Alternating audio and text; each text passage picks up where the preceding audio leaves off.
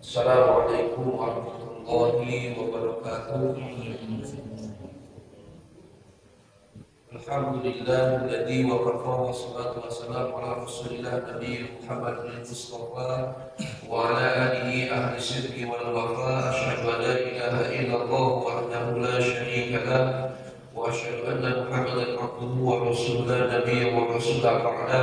Allahumma shalli wa sallim ala sayyidina Muhammadin wa ala alihi wa ashabihi al-ajma'in. Rabbi shrah li sadri wa yassir li amri wa uqdatam min lisani yafqahu qawli. Amma ba'd. Hadratil muhtamin, seluruh jamaah surah Al-Maghfirah pada yang hadir pada kesempatan malam hari ini, mudah-mudahan ini menjadi salah satu wasilah Allah angkat semua dosa-dosa kita, yang berdoa Allah ampuni semua dosa-dosa kita. Rasa syukur kita ucapkan kepada Allah, alhamdulillahirabbil alamin. Allah masih memberi kita kesempatan yang luar biasa untuk kembali menuntut ilmu ya Allah. Mudah-mudahan ini menjadi salah satu saksi kelak nanti di padang mahsyar bahwa kita pernah kumpul bersama, pernah belajar bersama, sehingga kita insya Allah akan saling membantu di yaumil akhir. Amin ya rabbal alamin. Selawat beserta salam senantiasa terlimpah curahkan kepada Nabi besar kita, Nabi Muhammad sallallahu alaihi wasallam. Allahumma shalli ala sayyidina Muhammad wa ala ali sayyidina Muhammad. Marhaban ya Rasulullah. Kita ucapkan selalu salawat yang menjadi salah satu bukti bahwa kita umat daripada Sayyidina Muhammad sallallahu alaihi wasallam. Mudah-mudahan dengan salawat yang kita baca kepada junjungan Nabi besar kita Muhammad menjadi salah satu saksi kelak kita pantas untuk mendapatkan jaminan syafaatul ujmah dari Nabi Muhammad sallallahu alaihi wasallam. Amin ya rabbal alamin.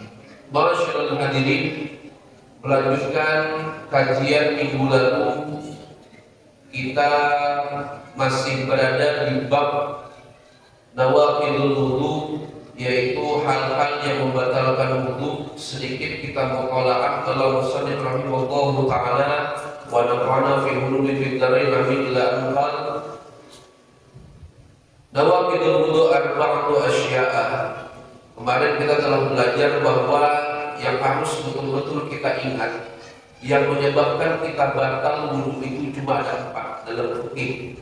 Cuma ada 4. Pertama, al-awwal, bermula yang pertama, al-kharju min ahadis sabilaini min qubulin aw duburin rihun aw ghairuhu illa al-maniyah. Jadi segala sesuatu yang keluar dari dua lubang, member depan, member belakang, apapun itu yang keluar dari dua lubang tersebut itu membatalkan wudu, terkecuali yang keluar itu adalah mani.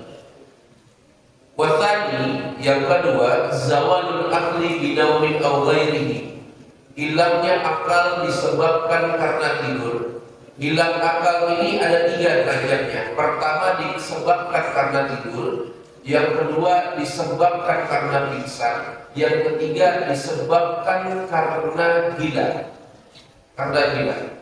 Jadi ini yang harus kita garis bawahi juga. Bahkan guru kami pernah berkata seperti ini, zawalul akal ini salah satu yang harus diperhatikan kalau kita sedang sholat. Kalau kita sedang sholat, kadang ada yang mengkagetkan kita, entah suara dari mana, sehingga hilang fokus kita, terucaplah kata-kata yang memang bukan kata-kata seharusnya ada di dalam sholat itu. Zawal akal karena terkejut hingga terlafazkan dari lisan kita kata-kata yang mestinya tidak harus ada di dalam sholat. Contoh seperti ini, kita lagi asik baca siratal ladzina an'amta 'alaihim, kalau ada tepuk kita letak belakang, astagfirullah, batal sholat. Itu hati-hati. Apalagi kalau misalkan ada orang yang penyakit epilepsi, ini repot urusan. Penyakit epilepsi, nah itu udah batal wudu, batal juga sholat. Jadi itu yang diperhatikan.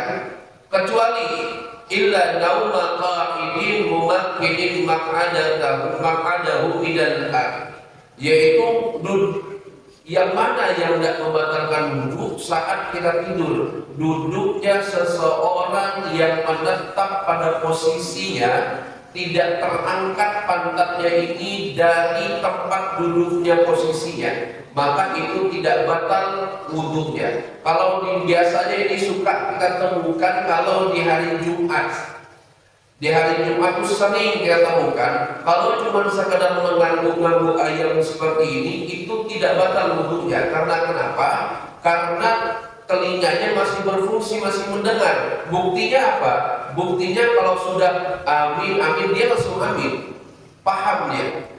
Itu salah satu penanda kata guru kami. Tapi kalau misalkan duduknya dihindari Pak, duduk yang bersender. Kalau lagi Jumat, duduk yang bersender, pantat kita terangkat. Bahkan dalam qawaid fikih itu, yang bisa menutup rapat halaqah dubur itu adalah mata terbuka. Maka kalau mata tertutup, ini yang terbuka. Itu kaidah dari qawaid fikih ya. Kalau mata yang tertutup, ini yang terbuka kan guru kami. Jadi itu yang berbahaya. Maka hindari kalau dari Jumat itu tidur yang dalam keadaan menyender ke tembok. Yang kedua, jangan pakai habwa. Habwa itu apa bahasa sini? Ada kan kalau misalkan kita lihat tuh, yang tali yang ikat di sini, yang ikat di sini, ini nyaman tidur gini, duduk kayak ini nyaman, karena dia tertahan itu enak. Itu biasa laki-laki yang gunakan kayak gitu, habwa. Hindari kalau yang seperti itu. Kalau untuk sekadar duduk biasa tidak masalah. Tapi kalau sudah Jumat jangan hindari yang seperti itu. Duduk yang menetap tidak berubah posisi duduknya itu tidak membatalkan wudhunya. Dan yang ketiga, kita sampai yang ketiga minggu lalu. Asal itu bermula yang ketiga, al-iltiqa'u basyaratai rajulin wa imra'atin kabiraini ajnabiyaini min ghairi ha'ilin. Bersentuhan dua kulit antara laki-laki dan perempuan yang ajnabi,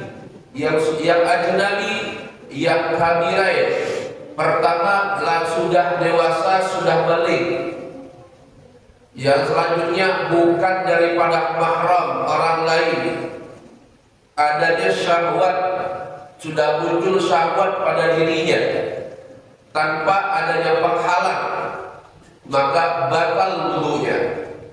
Dari mazhab imam kita Syafi'i, suami istri itu batal kalau bersentuhan kalau dia sudah punya wudhu.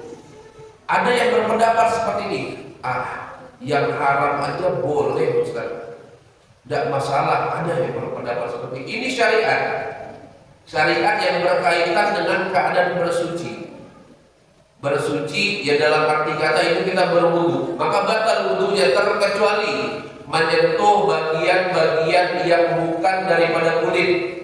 Pertama, giginya tidak batal wudunya. Gigi bini kita kah, gigi laki kita kah, ada batal wudunya. Rambut yang atas kada batal wudunya. Kukunya kada batal wudunya. Tapi kalau yang terkaitan dengan kulit itu batal wudhunya. Walaupun cuma terpoles sedikit, kada sengaja bangai, batal wudhu, tahu kada, kayak gitulah. Walaupun tidak sengaja batal wudhunya. Ini di mazhab Imam Syafi'i. Imam Syafi'i yang kita pelajari tanpa adanya penghalang. Kalau ada penghalang manset, walaupun itu cuma tipis, tersentuh kita kepada kulit suami kita, itu tidak batal wudhunya karena ada penghalang. Jadi ha'ilin itu penghalang. Kalau ada penghalang tidak masalah. Tapi kalau tidak ada penghalang tidak masalah. Ustaz, bagaimana kalau menyentuh anak-anak? Menyentuh anak-anak yang belum balik tidak batal walaupun lawan jenis. Ustaz, bagaimana kalau misalkan menyentuh bagi yang perempuan tidak batal karena itu mahram. Bagi laki-laki tante tidak batal karena itu mahram. Nanti kita jelaskan mahram-mahram tersebut. Kita masuk yang keempat. Ini tidak kalah pentingnya. Ar-rabi'u, bermula yang keempat, masukubulil adami au halaqatin duburihi bi badrir rahati au butunil asabi', menyentuh kubulnya anak Adam. Kubul itu bagian depannya anak Adam, bagian depan laki-laki, au halaqati duburihi, atau halaqah dubur. Halaqah dubur itu dubur dalamnya ada lagi, yang tempat keluar kotoran, itu namanya halaqah dubur. Halaqah dubur itu kalau disentuh batal wudunya, tapi kalau cuma bagian di sininya, ingat menyentuhnya dengan bibat mirrahati au butuni asabi, dengan ini perut daripada telapak tangan dan telapak jari, menyentuh dengan ini bagian bemper depan kita tersendiri, bagian bemper depan orang lain. Iseng. Kalau ada kekawanan megang itu iseng, megang itu iseng. Jadi kalau misalkan bersentuhan dengan kulit bagian depan, untuk kita kaji untuk diri kita sendiri aja lah. Kemaluan kita pegang dengan ini batal. Halaqatul dubur bagian dalamnya yang tempat keluar itu, kalau kita sentuh dengan yang ini batal. Lantas bagaimana dengan punggungnya? Punggung ini tidak batal. Ini tidak batal. Yang membatalkan itu yang ini. Tapi ini tidak batal. Kalau misalkan bagian sana gatal, garuknya pakai yang di sini. Namun hendak garuk, kalau zaman dulu garuk pakai yang di sini kan. Tapi itu. Jadi ini yang harus kita perhatikan. Ini tidak membatalkan. Yang di sini tidak membatalkan. Ini membatal. Jadi ini harus hati-hati. Lantas kajiannya bagaimana kalau misalkan itu anak kita? Anak kita bagaimana Ustaz? Kalau yang pernah kami pelajari daripada guru kami Kiai Taufik, tetap batal. Tetap batal wudunya. Wudunya seorang ibu sedang cebok anaknya tetap batal wudunya. Tapi kalau yang dipegang yang bagian dari sininya saja, bagian dari luarnya, tidak batal wudunya. Yang dinotis itu, yang digarisbawahi oleh fikih Safinah ini adalah halaqah duburnya, bagian dalamnya tempat keluar kotorannya tersebut. Maka ini harus diperhatikan. Cara toharohnya itu harus diperhatikan. Kalau yang sebelumnya saya agak menekankan memang kalau soal taharah,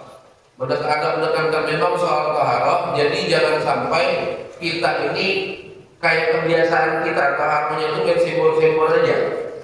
Jadi kalau misalkan yang bagian depan untuk laki-laki biasakan dikucurkan dulu, ambil air tertampung, kucurkan dulu 3 kali, baru habis itu disekat. Kucurkan lagi, tapi jangan lupa setelah beres, kalau kita masih menganggap itu sudah selesai, jangan lupa setelah itu kita dehem dulu 3 kali. Itu sunnah daripada Nabi Muhammad. Agar kenapa? Agar sisa-sisanya itu keluar secara sempurna. Begitu juga perempuan. Kalau misalkan bobot badannya seperti saya nih, tidak cukup kalau cuma sekedar jongkok berdehem. Kadang harus ada gerakan tambahan. Gerakan tambahan seperti apa? Kadang saya agak berdiri sedikit, terus saya jongkok lagi, dan itu masih menetes Pak. Padahal sudah didehem 3 kali. Karena kenapa? Karena bobot badannya berbeda dengan bapak-bapak pada umumnya. Saya 122 kilo.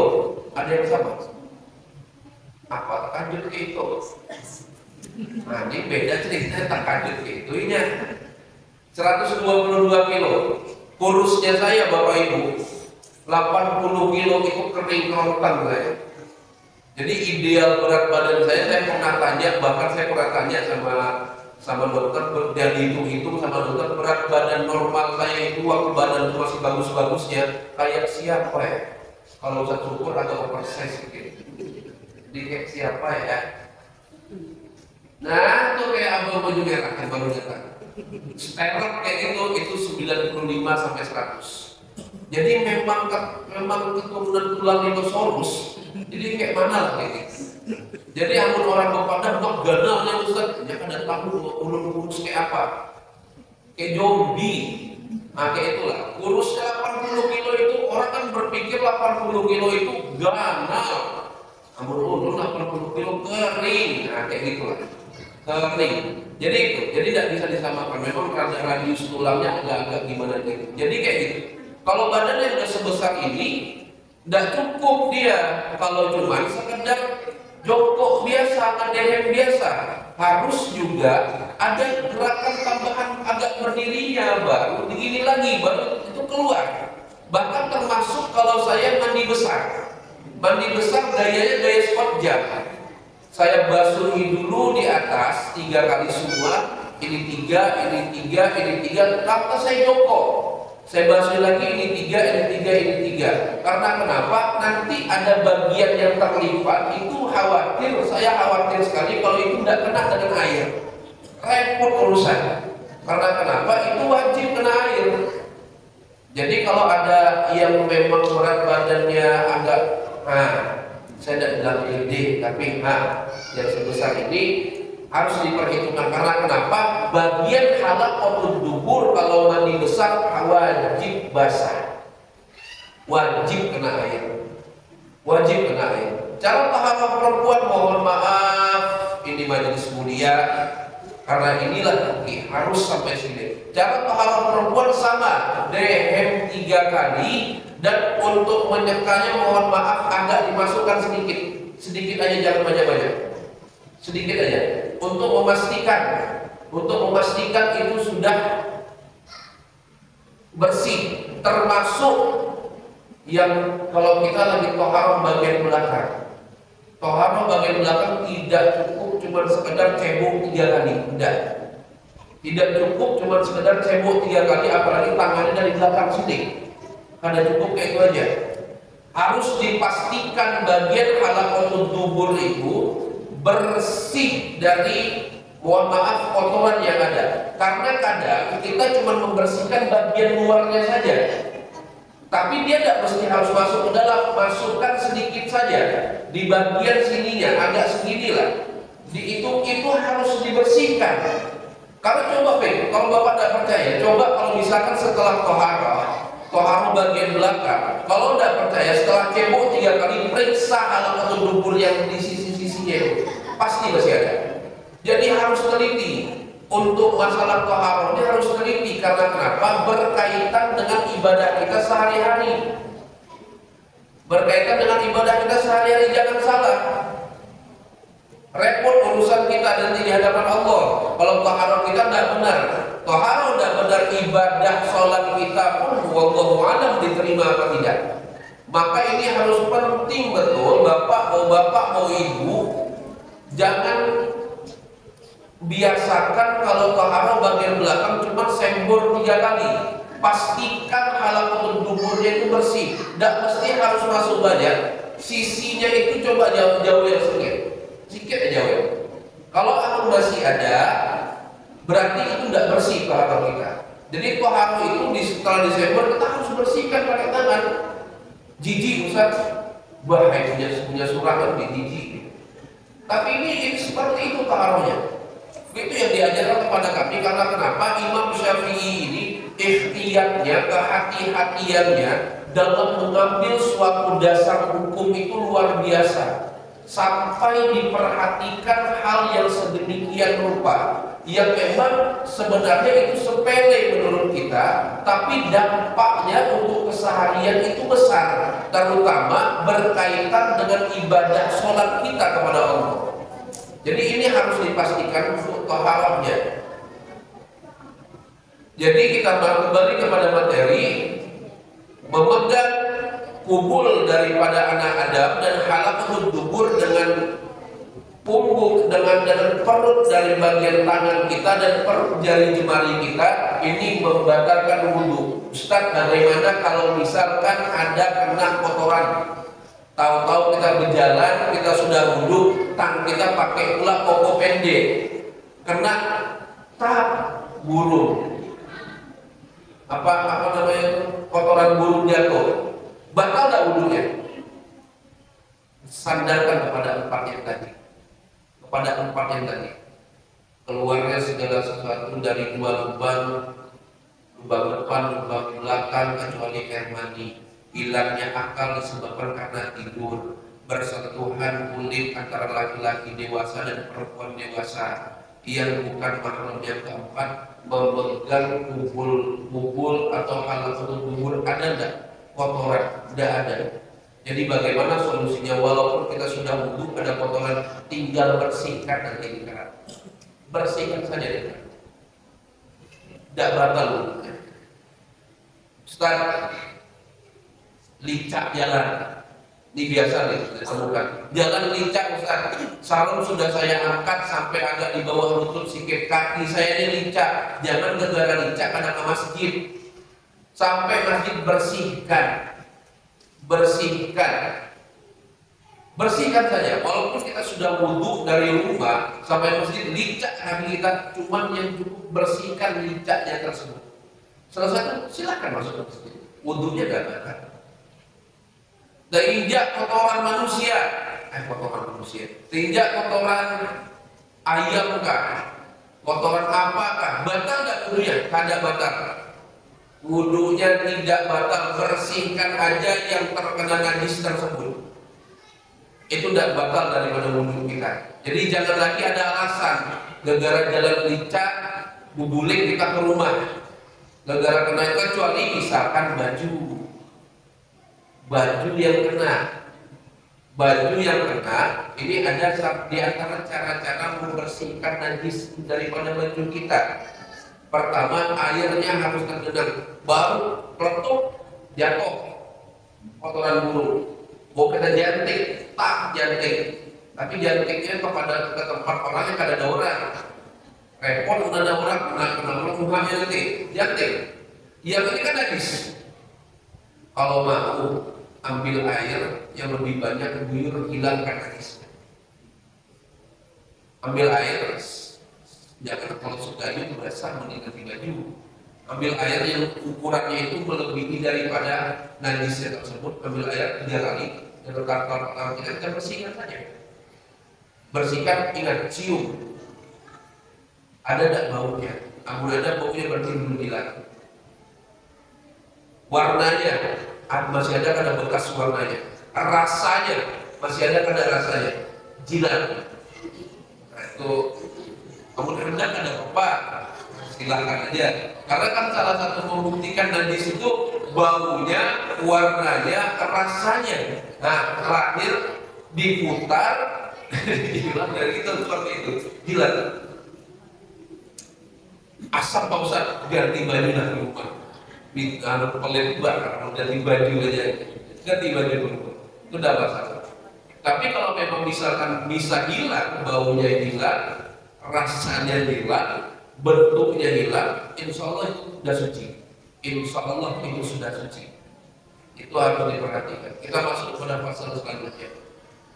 Pasal bermula ini yaitu suatu pasal manil taqadul wudu'uhu. Nah, ini adalah larangan orang yang tidak punya wudu. Haruma alaihi arba'atu asya. Bagi orang yang tidak punya wudu, maka haram atasnya, tidak boleh dia melakukan arba'atu asya, 4 perkara. Pertama, as-salatu. Pertama adalah sholat.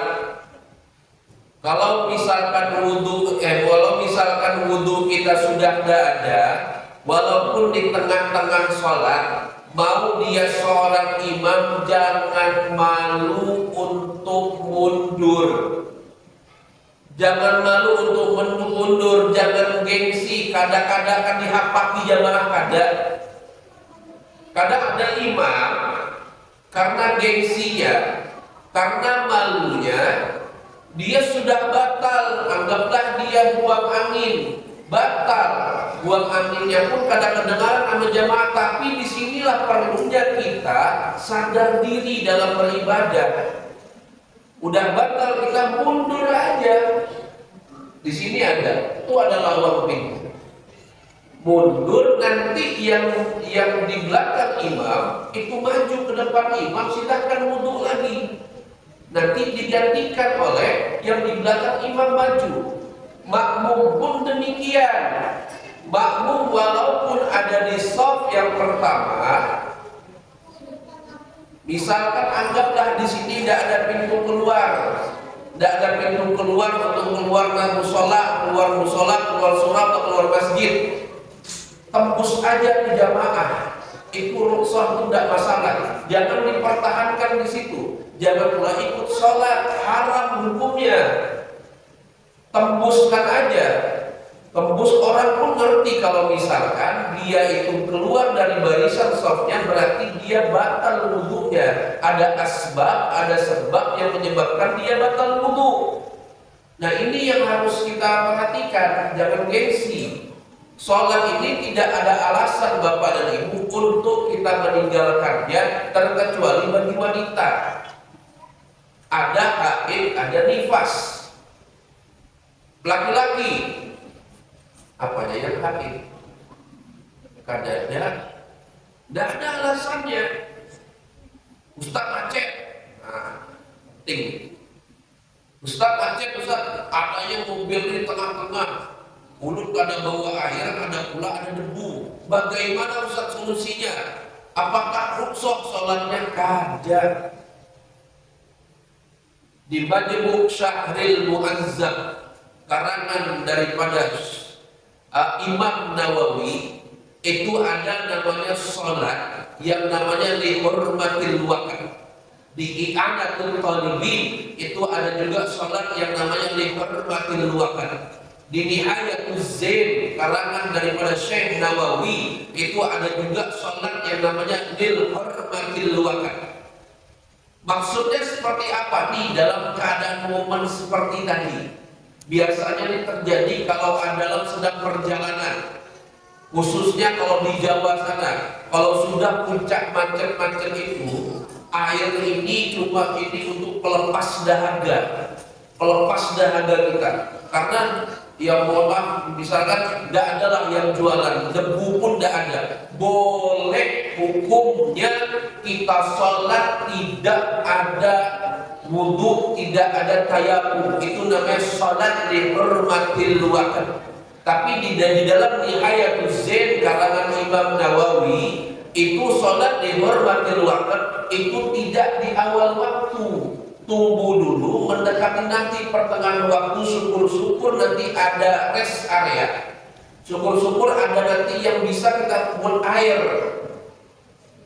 untuk kita gunakan wudu. Tapi kalau sudah hampir mendekati akhir waktu, kita tidak menemukan sarana untuk kita berwudu, sarana untuk kita bertayamum, maka diperbolehkan dalam 3 kitab tadi itu kita sholat di hurmatil waqt, sholat untuk menghargai waktu. Bagaimana hukumnya Ustaz? Hukumnya boleh karena dalam keadaan seperti itu. Tapi akan tetapi dalam pandangan mazhab kita Imam Syafi'i, nanti sholatnya itu diqadha, diulang. Apakah qadha tersebut jadi dosa atau tidak? Karena kita sholat di hurmatil waqt itu tidak menyebabkan kita berdosa, karena keadaan yang memaksakan kita seperti itu. Yang kedua, orang-orang yang boleh sholat dengan keadaan di hurmatil waqt, menghargai waktu, itu bagi mereka yang sakit, di mana dengan sakitnya tersebut mereka tidak boleh kena air, tidak boleh kena debu, atau tidak boleh kena tanah dalam keadaan sedang berinfus atau dalam keadaan sedang menggunakan oksigen. Maka seperti itu dia dianjurkan sholat di hurmatil waqt. Amit-amit cabang bayi, cabang kudanil, kalau misalkan dia saat itu tewas, meninggal dia, maka dia meninggal dalam keadaan tidak meninggalkan sholat. Dia telah melaksanakan sholat. Ada tidak dasar dalilnya Ustaz? Biasa kan kita kayak gitu. Ada tidak dasar dalilnya? Hadis kah, Al-Quran kah? Ada tidak? Ada. Sayyidatuna Aisyah itu pernah seperti itu. Sedang dalam perjalanan, ini diriwayatkan oleh Imam Bukhari wal Muslim. dalam sebuah perjalanan, ini waktu saat itu belum ada wahyu tentang tayamum. Belum ada wahyu tentang tayamum, jadi tidak menemukan air untuk berwudu. Maka Sayyidatina Aisyah itu sholatnya sholat seperti dihormati Allah. Beliau sholat dalam keadaan tidak berwudu. Setelah itu baru turun ayat tentang tayamum. Maka ulama kita berpendapat hal-hal yang demikian adalah di antara kalau kita tidak menemukan air untuk sarana berwudu kita tidak menemukan debu untuk sarana taharah kita, maka kita diperbolehkan untuk mengambil sholat di hurmatil waqt dalam keadaan tertentu. Namun dari Tembilahan ke Pekanbaru ada sholat di hurmatil waqt. Banyak surau pinggir jalan. Ada juga macet kan? Ada juga macet bersama. Jadi ini bagaimana? Ini dalam keadaan momen-momen tertentu. Biasanya yang sedang macet tuh di Jawa tuh luar biasa kalau sudah ini liburan sekolah, liburan akhir tahun, liburan awal tahun, liburan Idul Fitri, itu tol Cipali, tol Cikampek itu saya pernah. Seharusnya saya sudah itu 2 jam perjalanan sampai 12 jam perjalanan. Pernah seperti itu. Jadi saat itu air tinggal segini-segininya. Saya sedang ada di flyover tol yang itu investasi dari Arab. Dan ada diperbolehkan orang untuk jual ini air sisa setengah. Air sisa setengah, sedangkan sholat sudah tiba. Saya tunggu waktu saat itu zuhur, tunggu waktu sampai jam 2:30, memang tidak ada sarana untuk berwudu dan ini untuk saya bertahan minum, maka sholat di hurmatil waqt. Saya sholat di dalam mobil tersebut dalam keadaan duduk. Sholat di hurmatil waqt dalam riwayat Zaid itu dianjurkan berdiri bagi yang mampu dan keadaannya bisa membuat dia untuk berdiri. Tapi kalau dalam keadaan seperti tadi tidak mampu membuat dia berdiri, jangan ide diri bisa keluar berdiri di situ, tidak perlu. Di dalam pesawat misalkan, di dalam mobil, di dalam bus, kalau misalkan itu memang harus kita sholat di hurmatil waqt, sholat di hurmatil waqt. Sampai rumah nanti baru kita ulang sholat tersebut. Karena kenapa? Kita menghargai waktu sholat sehingga tidak ada sedikit pun alasan kita untuk meninggalkan sholat saking agungnya ibadah sholat. Jadi itu yang dikatakan guru kami. Tidak ada alasan. Sampai difikirkan oleh ulama, problematika akhir zaman itu sudah dipikirkan oleh ulama-ulama dulu. Dicari dalilnya oleh ulama itu membuat kitab kayak Majmu' Syarif Mu'azzab itu bukan sembarangan. Syekh Nawawi itu bukan sembarangan membuat kitab. Sholat dulu 2 rakaat, minta petunjuk sama Allah, minta petunjuk kepada Rasulullah, minta petunjuk kepada guru-gurunya yang bersanad sambung sampai Rasulullah. Tidak sembarangan. Jadi jangan aneh kita nanti kalau melihat ada orang di perjalanan dia sholat ada wudhu, ada tayamum. Itu sholat yang hurmatil waqt. Bisa jadi husnuzon dulu kita, dia punya penyakit di anggota yang wajib kena air wudhu, itu tidak boleh kena air, tidak boleh kena wudhu.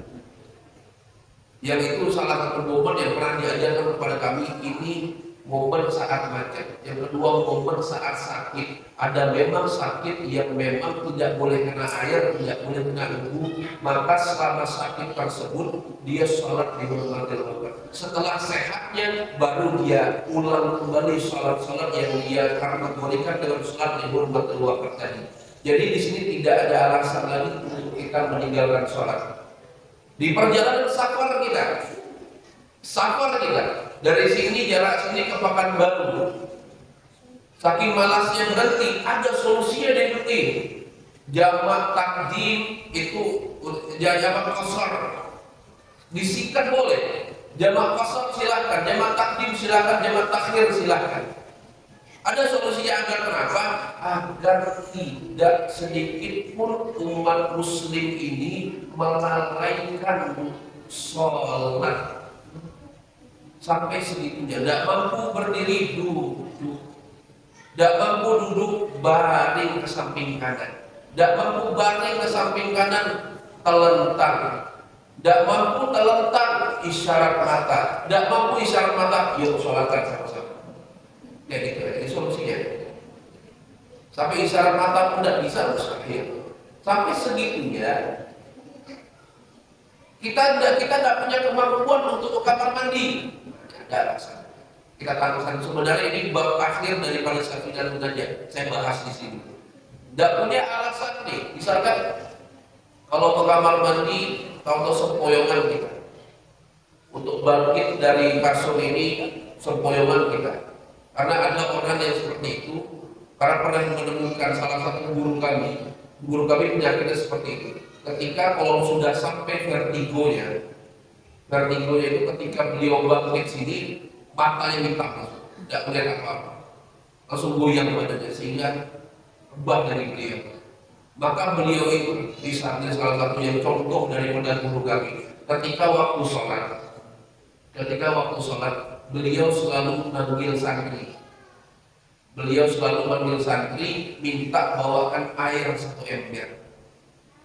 Minta untuk apa air 1 ember tersebut? Beliau tidak bisa duduk aja hitungan waktu 2 menit sudah tidak kuat beliau. Akhirnya beliau apa? Minta tolong wudukan. Boleh seperti itu. Minta tolong wudukan. Nanti ada pembahasannya di Safinah agak di akhir nanti. Minta tolong wudukan. Katanya, salat tolong wudukan saya mau sholat.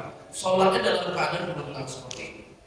Telentang seperti ini, beliau bersandar menghadap kepada kiblat seperti itu.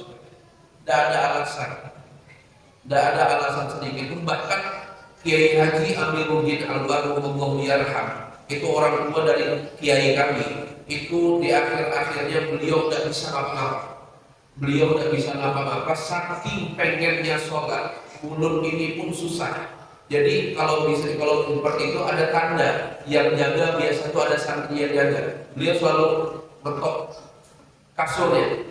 Kalau sudah Allahu Akbar, beliau selalu betok ini ya. Beliau ingin sholat, minta wudukan kepada santri. Pengen sholat dalam keadaan memang terubah seperti itu. Sholat sampai segitunya, kita harus menjaga sholat. Kita harus menjaga sholat, tidak ada alasan untuk kita meninggalkan sholat sedikit, terkecuali memang alasan tersebut yang dibenarkan oleh syariat, seperti haid, seperti nifas bagi perempuan. Bagi laki-laki apa yang boleh tidak ada. Bagi laki-laki boleh meninggalkan sholat ada. Hilang akal boleh bagi laki-laki tidak tinggalkan sholat, alias gila, tapi jauhkan akal seperti itu. Jadi bagi yang tidak punya wudu, haram atasnya untuk sholat. Itu yang pertama. Tadi ada 4. Yang kedua, wat-tawaf. Bagi laki-laki perempuan tidak punya wudu, haram atasnya, tidak boleh bagi mereka untuk tawaf. Tawaf wajibkah, tawaf fardukah, tawaf sunnahkah? Lagi dalam keadaan umrah atau haji sedang tawaf di Ka'bah, batal wudu kita harus ambil wudu, jangan diteruskan. Tawaf kalau diteruskan dalam keadaan tidak ada wudu, maka hukumnya haram. Maka di mana kita berhenti, ingatkan kita berhenti di mana. Tidak mesti diulang dari urutan yang pertama. Kalau misalkan sudah 3 kali kita melaksanakan tawaf, maka dimulai nanti tawaf setelah kita berwudu pada putaran ketiga tinggal tambah 4. Itu tawaf. Tapi kita harus ingat, begitu kita batal wudunya, maka kita keluar, ambil wudu lagi. Biasanya bacaannya itu doratul miyah. Atau misalkan ada yang menamakan baitul khala. Tuh, artinya WC, tempat berkumpulnya air. Atau biasa jarang ada yang pakai hamam, jarang ada yang pakai hamam. Dia ada 3, ada Dorotul Miyah biasanya bacaannya. Oh, Dorotul Miyah ini bisa berwudu di sini. Nah, seperti itu, cari wudu dari bacaan Dorotul Miyah atau keran-keran yang ada air wudunya, jangan di tempat jam-jam yang tempat minum tuh. Nah, itu buat ngide itu. Ada pernah saya lihat seperti itu waktu 2018, batal dia daripada sholat tawafnya, dia wudu di mana? Di tempat penampungan zam-zam yang buat minum. Dia ambil segelas, memang tidak apa-apa sebenarnya, coba berhambur air itu di situ, berhambur jadi air di situ. Jadi cari Dorotul Miyah. Misalkan kita adanya di Hijr Ismail, kita berhenti, maka kita tandai Hijr Ismail, kita mulai di mana kita berhenti, di situ kita mulai. Itu untuk tawaf. Tawaf walaupun sekadar tawaf sunnah tidak boleh kalau tidak ada wudu. Maka salah satu ibadah yang paling dianjurkan. Mudah-mudahan kita semua diberi kesempatan untuk berkata suci oleh Allah. Amin ya rabbal. Kalau misalkan ada di salah satu ibadah yang memang sangat jarang terjadi dan hanya terjadi pada saat kita ada di sana. Setiap sholat, sebelum sholat lazimkan tawaf dulu. Setelah sholat lazimkan lagi tawaf, itu tawaf sunnah namanya, 7 kali. Lakukan itu kalau sudah ada di Mekah. Insya Allah kita pulang-pulang ya mudah-mudahan haji kita mabrur dan umrah kita mabrur. Wallahu a'lam bishawab. Kita lanjutkan pada pertemuan selanjutnya insyaallah karena sudah mau masuk waktu daripada sholat Isya. Mudah-mudahan apa yang kita pelajari ini menjadi salah satu wasilah kita dan diperhatikan oleh Rasulullah dan diperhatikan oleh Allah Subhanahu wa Ta'ala, sehingga apa yang kita pelajari daripada syariat Allah ini menjadi salah satu saksi kelak kita di hadapan Allah, kita dalam keadaan menuntut ilmu. Mudah-mudahan yang sakit disehatkan oleh Allah Subhanahu wa Ta'ala, mudah-mudahan yang sakit rezeki dilapangkan rezekinya oleh Allah Subhanahu wa Ta'ala, mudah-mudahan kita dijadikan hamba yang taat kepada Allah, anak yang saleh dan solehah, hidup yang berkah, umur yang berkah, yang panjang, dan mudah-mudahan kelak ketika Allah betul-betul ingin mengambil kita dipanggil dalam keadaan husnul khatimah. Amin ya rabbal alamin. Amin amin ya rabbal alamin. Bismillahirrahmanirrahim. Alhamdulillah ya rabbana lakal hamdu kama yanbaghi li jalali wajhika al-karim wa 'azimi sultanik. Allahumma shalli ala sayyidina Muhammad salatan tunjina biha min jami'il ahwali wal afat wa taqlilana biha min jami'il hajat wa tutahhiruna biha min jami'is sayyi'at wa tarfa'una biha ila ba'd darajat wa tuballighuna biha rasulullah min jami'il khairati fi hayati wa ba'da al-mamat. Allahumma ij'alna wa ahlana wa awladana bil ahli wal khair bil ahli istiqamah bil Quran bil ibadah wa akhlaqul karimah wa nas'aluka ilman nafi'an wa amalan mutaqabbalan wa rizqan katsiran halalan thayyiban wa khuluqan hasanan warzuqna wa iyyahum fahman nabiyyin wa hifzal mursalin wa ilhaman malaikatil muqarrabin fi afiyati ya arhamar rahimin. Allahumma warzuqna mutaba'atan nabiyyina Muhammadin sallallahu alaihi wasallam awalan wa akhiran zahiran wa batinan wa bil fi'lan wa qawlan wa amalan salihan ya rabbal alamin. Rabbana atina fid dunya hasanah wa fil akhirati hasanah wa qina adzabannar. Wa sallallahu ala sayyidina Muhammad nabiyyi wa ala alihi wasallam walhamdulillahi rabbil alamin. Subhanallah wa bihamdika asyhadu an la ilaha illa anta astaghfiruka wa atubu ilaik. Assalamualaikum warahmatullahi wabarakatuh.